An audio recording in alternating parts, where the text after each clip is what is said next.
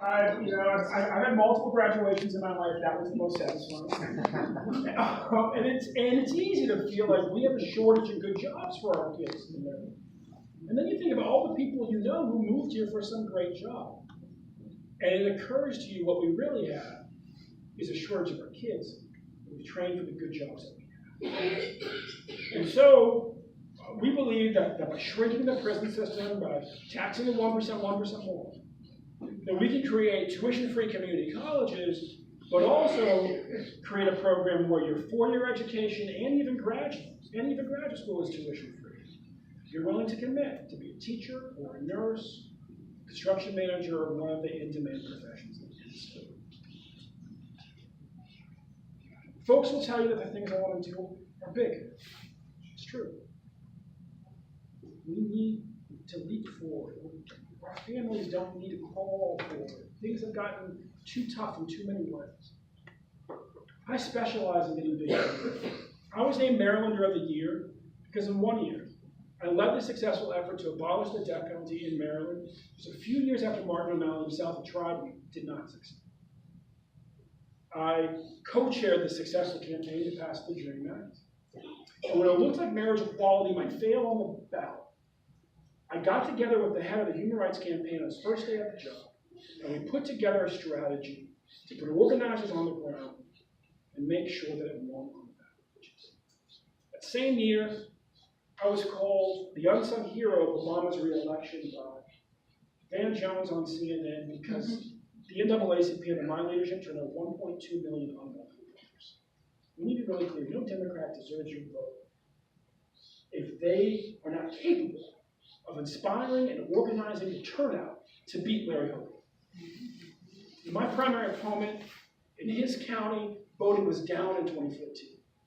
And folks will try to tell you, oh, it was down everywhere, but that's not an excuse. My running mate, Susie Turnbull, in 2010, when she was chair of the Maryland Party, voting was down in 47 other states. But it was up in California, it was up in Nevada, and it was up here. Why? Because she put 10 times more organizers on the ground than we would in 2014. She'd been vice chair with Howard Dean. They had a 50-state strategy. She brought that here with a 24-county mindset. We had 7 offices that year just on the Eastern Shore. And that's how we will approach this. Right now, our campaign, if it's not running second in any corner of the state, it's running first. And we're running first in the rural areas because we spent more time in them than any other campaign. These are tough times in our country. These are times in our country when people like Donald Trump exploit the fact that working families, it's kind of tough all over. Here in Maryland, it's tougher than most places. You know, of 50 states in the country, there's only one that's forecasted to have a negative economic forecast in the next year in its hours under oath. Folks like Donald Trump use times like these to pick scapegoats and divide people against each other. But I'm here to tell you as an organizer that if we're willing to do the work, we can actually, in the same time, in the same context, where everybody's sharing similar types of pain, like the opioid crisis, actually organize a bigger, broader coalition than we can when times are good. And that's the theory of this campaign. If you look at this campaign, a couple of things that are different. One is we've been endorsed, we've won the lion's share of endorsements from unions, progressive groups, and major environmental organizations. There are more Maryland voters who are members of those groups than we need voters to win. 74,000 educators, 49,000 SEIU members, Progressive Maryland, etc. But the other thing is that I said from the very beginning I would not take any money from big business. My primary opponent, roughly half his money comes from big business. 99% of my donations come from individuals. 1% comes from trade unions and some small businesses, typically that have given in-kind food or flowers for events. And why is that important? Because all of us deserve a fair shot in this economy, and yet, as a business person, I can tell you, if I write you a check, I might just like you or was friends with your dad or something. If my business writes you a check, we expect a return. And so when you start out your campaign taking a bunch of money from big business, you're like Gulliver. You're like stutter that. You are like Gulliver and tied down by all these little strings. All these businessmen who are giving you money from their business, who had to explain to an investor why they were giving you money from their business, are expecting a return. And what does that look like when it manifests? It looks like the medical cannabis industry under Larry. Think about it. Our state's half women. State is roughly half people of color. Mm-hmm.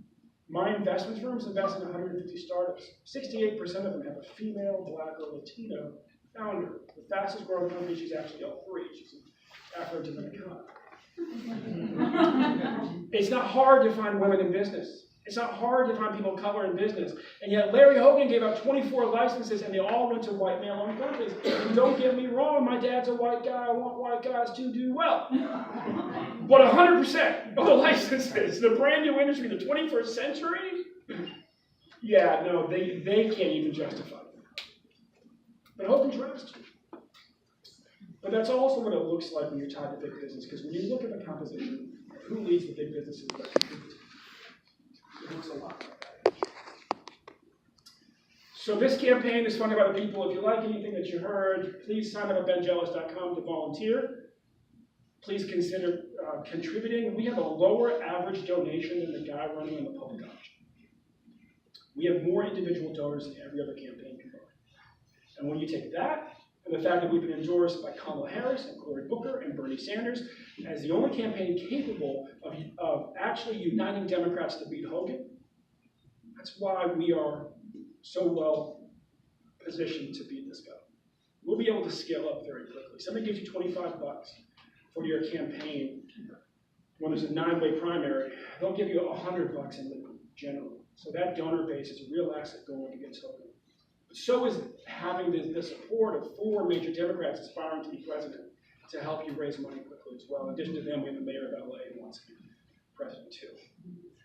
So hope to earn your support. Happy to take any questions. Thank you very much.